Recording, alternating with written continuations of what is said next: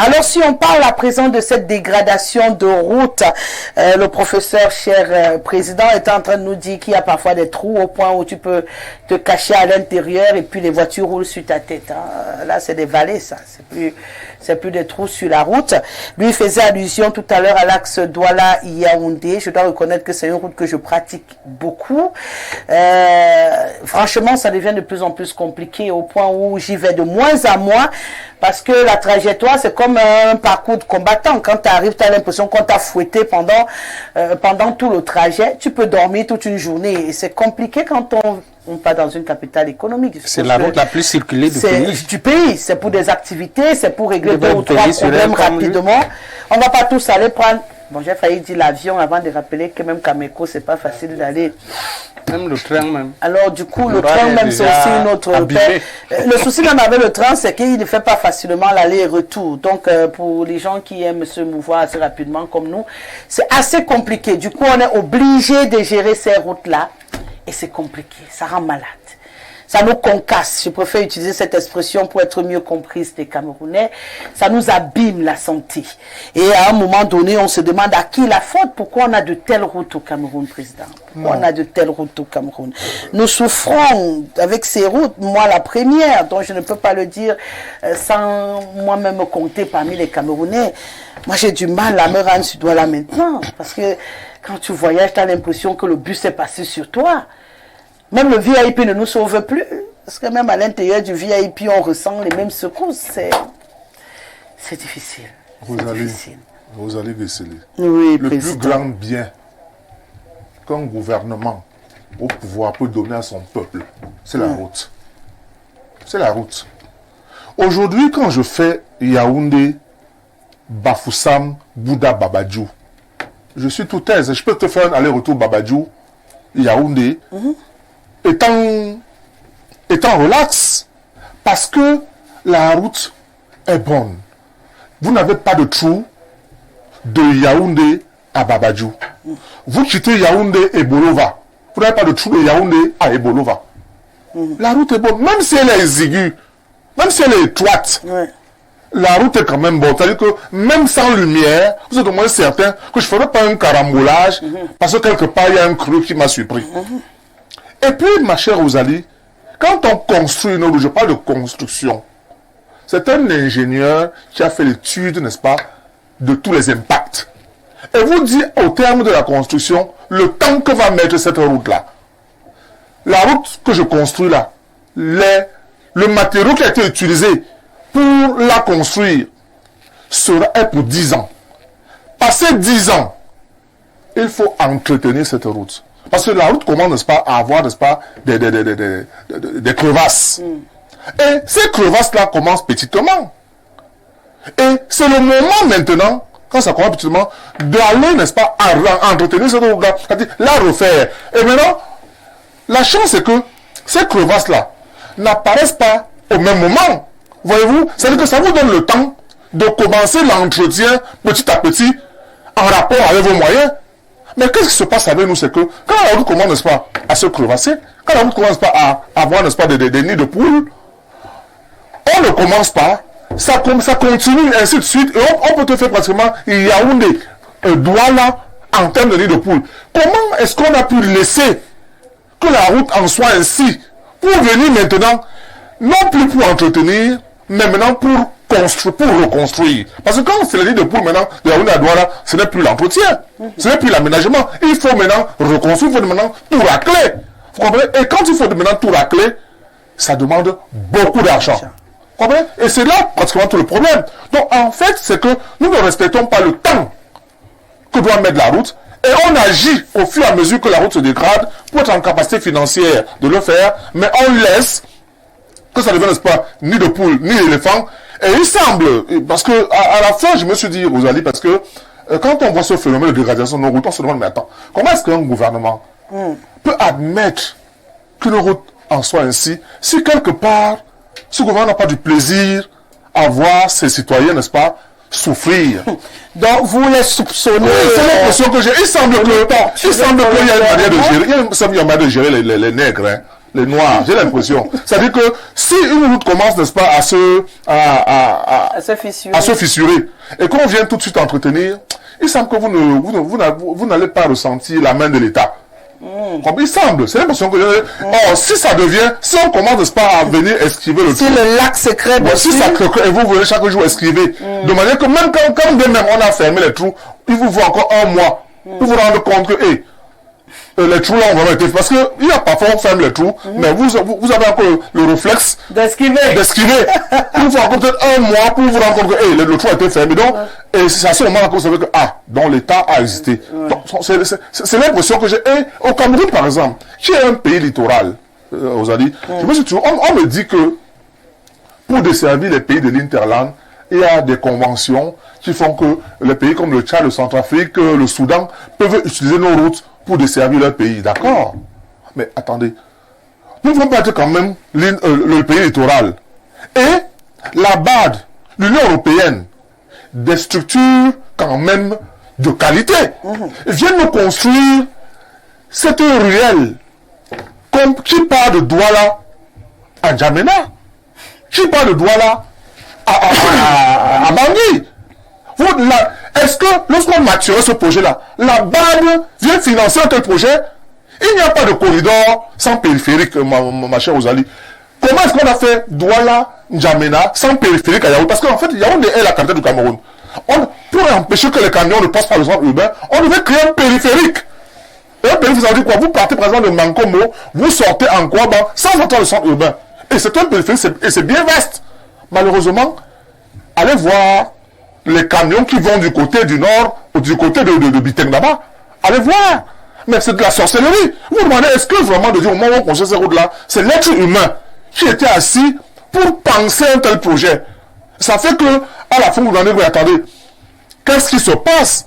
Malheureusement, alors, Rosalie, quand le chef de l'État vient créer le Conaroute, on s'assoit la route, il s'arrange que tout le monde s'y trouve, sauf les syndicats de transport que nous sommes. Parce que, en fait, il me semble que s'il faut bien faire les dénonciations, ou bien faire, n'est-ce pas, des revendications, et même les récriminations, c'est quand même de notre compétence. Oui. Et on a bien fait de nous exclus de là, pas seulement du Conaroute, mais aussi du fonds routier, qui est quand même la banque de la route. Là où on devait avoir de l'argent pour entretenir nos routes. On a tout fait pour que nous n'y soyons pas. Donc voilà le drame que nous vivons. Du coup, les personnes les moins concernées s'occupent de réhabiliter ces axes routiers. Conséquence, Yaoundé, je ne sais pas si ce sont des routes que nous avons, parce que pour le cas de Yaoundé que nous pratiquons tous les jours, on a eu quelques belles images à nous proposer par Guy Fernand ce soir. Nous avons des rivières sur la chaussée, un peu partout, il faut esquiver, ce qui provoque beaucoup d'embouteillages. D'ailleurs, c'est pas les embouteillages dus à la circulation que nous avons à Yaoundé. Nous avons des embouteillages dus au nid d'éléphants et au nid de poules. On a envie de se demander finalement ce que font les autorités en charge de la réhabilitation de ces axes routiers. Il y a quelques années, un président aux États-Unis qui est candidat encore à la présidence cette année, Donald Trump, qui appelait les pays africains les pays de merde. Excusez l'expression. Non.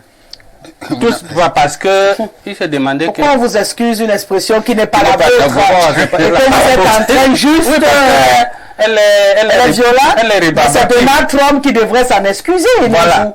Pour dire quoi? Pour dire que il posait la question, comment les pays qui sont indépendants depuis 60 ans n'ont pas de route? Comment les pays qui sont indépendants depuis 60 ans n'ont pas d'eau potable? Alors que c'est des pays qui sont producteurs de pétrole. Au-delà d'autres minéraux qui sont très demandés à l'international. J'ai dit qu'il n'y a pas une fatalité pour les Africains par rapport à ce qu'ils disaient. Il y a quand même des pays qui s'en sortent. Ouattara en Côte d'Ivoire, depuis quelques années, il a conçu au moins 3 autoroutes. Abidjan, Korogo, Bouaké, Yamoussoukro. Et vous vous posez la question, un pays qui a sorti de 10 années de guerre civile, comment il fait? Alors que nous gargarisons d'une paix depuis près de 60 ans, on exclut le problème du nozo. Non, je vous ai dit ici au départ que nos dirigeants ont un seul agenda. Comment rester au pouvoir ad vitam aeternam. Même si vous les Cameroun mourrez, eux c'est leur agenda. Ça c'est la conclusion où moi je suis arrivé. Parce qu'on ne veut pas expliquer que Moi, je suis ici dans un quartier de Yaoundé, où les gens, les percepteurs d'impôts passent dans la moindre activité percevoir des impôts. Mais si vous voyez la route, là où ils passent, vous venez percevoir ces impôts. Vous regardez nos marchés, là où on vend, les activités commerciales se font. Mais vous posez la question, nous sommes encore des êtres civilisés. Allez au marché de Mfundi. Mais c'est un bouillon de microbes à ciel ouvert. Où les gens vendent et mangent sur des ordures. Vous vous demandez, mais c'est des gens du 21e siècle. Donc, vous parliez des routes tout à l'heure, les grands corridors, des routes qu'on devait surveiller comme du lait sur le feu. La route Douala-N'Djamena-Bangui, où l'activité économique, et ils paient les impôts, hein. Ces gens, c'est transporteurs, pas un transporteur. Ils se plaignent souvent de multiplicité des contrôles. Mais vous posez la question, tout cet argent qui entre, les péages, les paysages et tout ça, le ministère des Travaux publics est, je crois, le deuxième ministère le plus fourni en termes de budget. Mais comme il disait, un trou commence, on voit le trou. Il y a quelques années, le ministère des Travaux publics nous avait sorti qu'il a payé un engin pour boucher les trous. Il a commencé ça par aider à Kribi, qui est déjà aujourd'hui encore abîmé comme quoi. Donc on se pose la question, mais plus que ces gens-là, quand ils ont fait tout ce désordre-là, comme le présidentiel arrive, ils vont aller dire, bon voilà, votez pour qui vous savez. Et puis on peut faire table rase de leur bilan sur leur secteur. Or, la meilleure façon de soutenir le président, je crois, c'est de faire le travail pour lequel il vous a nommé de faire. En particulier, comme nous parlions des routes. Ça, c'est le principe. Quand on vous nomme quelque part, vous faites tout pour bien travailler. Voilà. Mais apparemment, on n'aime pas ça chez nous. Hein. Quand on travaille bien, on a en face les bandits, les malhonnêtes, tous ceux qui détournent et qui vous font passer pour celui qui n'est pas normal. Voilà. Donc, contre quoi Parce qu'il faut que tu sois... Ça ne t'aime plus. Il faut être dans la clique. Absolument. Et si tu ne veux pas marcher à la malhonnête, tu as tous les problèmes du monde. Vous comprenez donc parler du problème de route au Cameroun, que ce soit les routes urbaines, nous qui sommes à Yaoundé, que ce soit les routes transnationales, comme celles dont nous parlions, c'est la même chose. C'est-à-dire que, et le président de JICAM disait que nous perdons au moins 2 points de croissance à cause des routes. Oui. Mais oui, les voitures se cassent, les vies se perdent. Et c'est quand il y a mort d'homme qu'on voit les officiers venir avec des costumes pavanés pour je ne sais quoi. Donc, franchement, le problème des routes, tout le monde l'a compris. Tout pays qui veut se développer doit avoir de bonnes routes. bonnes routes. Alors, professeur, on fait comment pour avoir ces fameuses bonnes routes qui apparemment sont indispensables à un bon développement dans un pays, puisqu'on le sait, les mouvements des êtres humains marchent selon la qualité de la route. On dit que là où la route passe, le développement suit. Donc, en principe, il nous faut des bonnes routes pour pouvoir rentrer beaucoup d'argent. Qu'est-ce qu'il faut faire? Oui. Il faut redemander l'indépendance. Ah, d'accord. Il faut redemander l'indépendance parce que nous venons de parler d'un problème de sécurité nationale avec le problème du Nozo. Nous avons vu qu'il y a beaucoup de problèmes. Nous abordons le problème des routes. Nous voyons qu'il y a beaucoup de problèmes. Et d'ailleurs... Beaucoup d'opportunités. Oui, et d'ailleurs, c'est pour ça que c'est là où j'en viens. Bon, beaucoup de problèmes. Nous avons dit, vous savez, avant, aujourd'hui, l'expression « qu'est-ce qu'il y avait avant » est devenue très populaire. Avant aujourd'hui, en matière de transport, nous avions une compagnie maritime appelée Camshipland, avec des bateaux. Nous avions une compagnie aérienne appelée Cameroon Airlines, avec des avions. Nous avions une compagnie de ferroviaire appelée Régie Fercam. Et ces différentes structures desservaient l'ensemble du pays de manière satisfaisante. Il y avait au moins 4 trains dans chaque axe. C'est-à-dire quand vous êtes à Yaoundé, en allant vers le nord, 4 trains par jour. Vers Douala aussi, même chose. Et vers le nord, vous aviez 2 sections, c'est-à-dire Yaoundé, Belabo, et puis Belabo, Ngaoundéré. J'ai dit, vous aviez 4 trains par jour, et qui permettaient aux gens de circuler. Il semble, professeur, qu'il y avait même Gonetenga, je crois, un truc comme ça. Oh oui, pour aller vers Mbalmayo, Angoumou. Voilà. Donc, vous aviez le chemin de fer allait jusqu'en Konsamba. On construit encore les chemins de fer dans les pays des Blancs que nous voulons admirer. Mais au Cameroun, on déboulonne. À partir de là, vous commencez à voir toute la structure de la pensée. C'est-à-dire, j'ai dit, on déboulonne le chemin de fer au Cameroun, pendant qu'ailleurs, des pays dits développés construisent encore des voies ferrées. Nous, on déboulonne.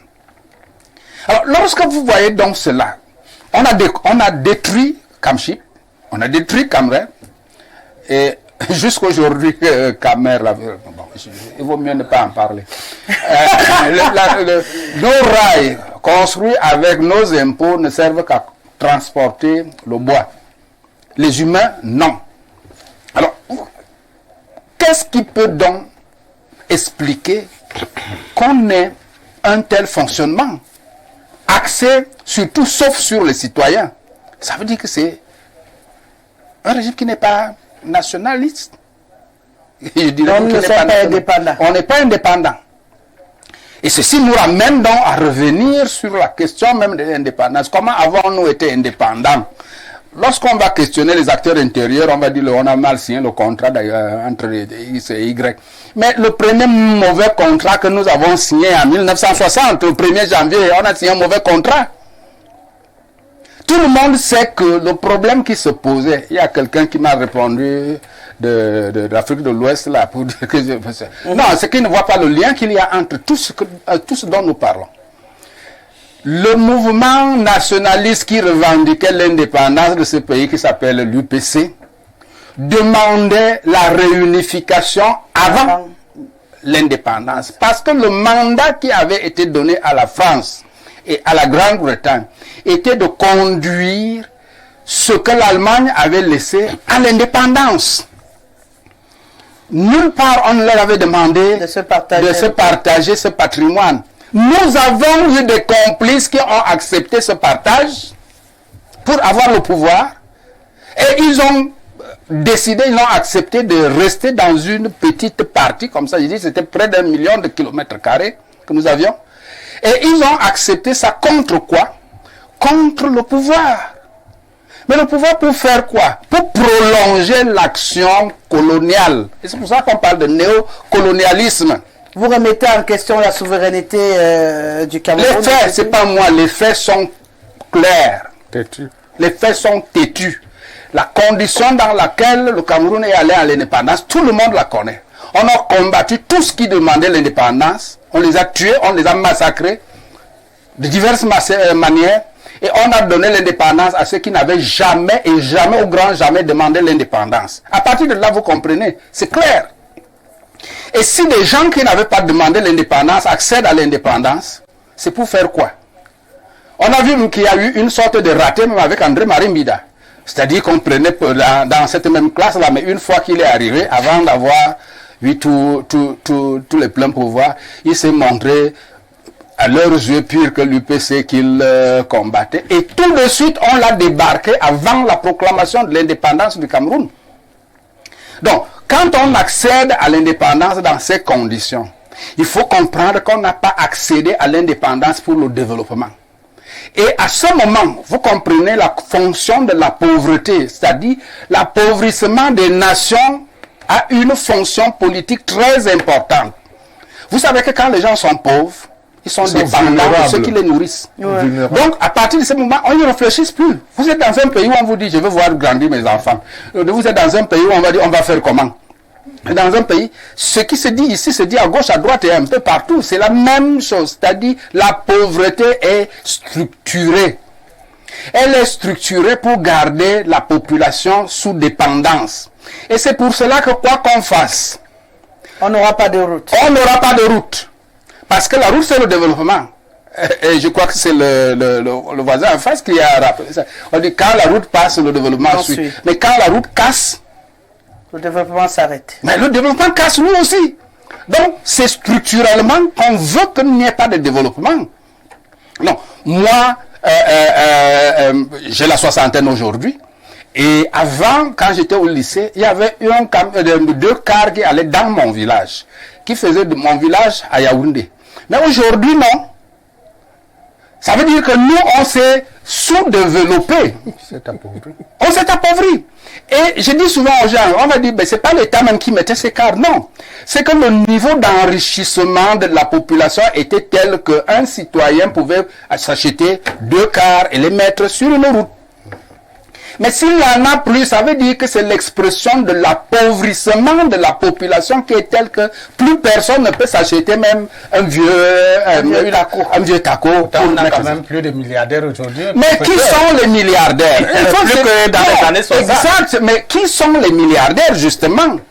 Les milliardaires, vous êtes milliardaire vous? Je ressemble à un mais voilà, pourquoi vous n'êtes pas milliardaire? C'est de ça que je parle. Ne sont milliardaires que ceux qui gèrent la fortune publique.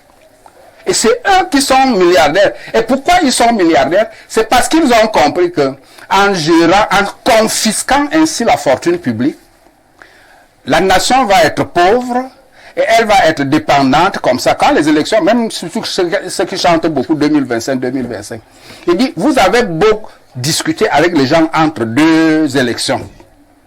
Ils vous jurent qu'on va leur rendre la vie dure aux prochaines élections. Mais dès qu'on va arriver avec des billets de 509 là, terminer celui qui était le farouche opposant, dès qu'il a vu le billet de 500, je vous dis, soyez des témoins, regardez bien la scène, comment elle va se passer. 500 francs, on va acheter les voix.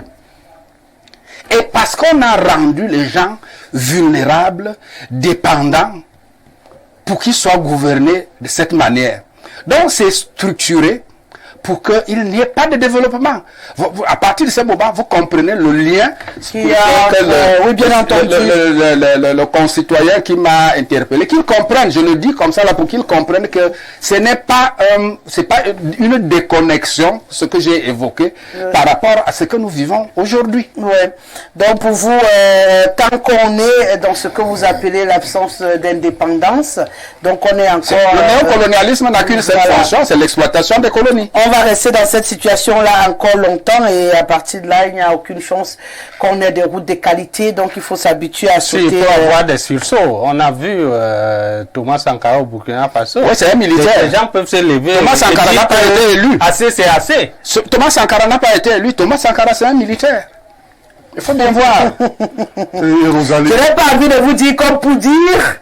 Et Rosalie, oui, s'agissant des routes, je vais te dire que j'ai été meurtri quand j'ai vu qu'à peine la route de Douala-Yabassi est livrée, que cette route-là s'écroule. Elle n'était même pas livrée, mon cher. Je n'ai pas... Et on est dans un partenariat... Elle est encore en travail. C'est-à-dire que c'est une entreprise nationale qui a construit cette route-là. Comment peut-on rembler un ravin et ne pas soutenir le remblai? Comment on en arrive là? Ce qui en est des routes, ben si moi c'est qu'on lit, on vous dit le barrage de Naktigal a déjà 2 grandes fissures verticales. À quel moment le barrage est construit? Donc, un ouvrage neuf c'est pas croyable. est déjà fissuré. Mais le jour où il y aura l'eau, parce que l'eau, c'est une force qu'on maîtrise très peu. Le jour où ça va casser cette affaire-là, on va évoquer d'autres problèmes. En fait, ce sera une opportunité pour dépenser 2 fois plus encore.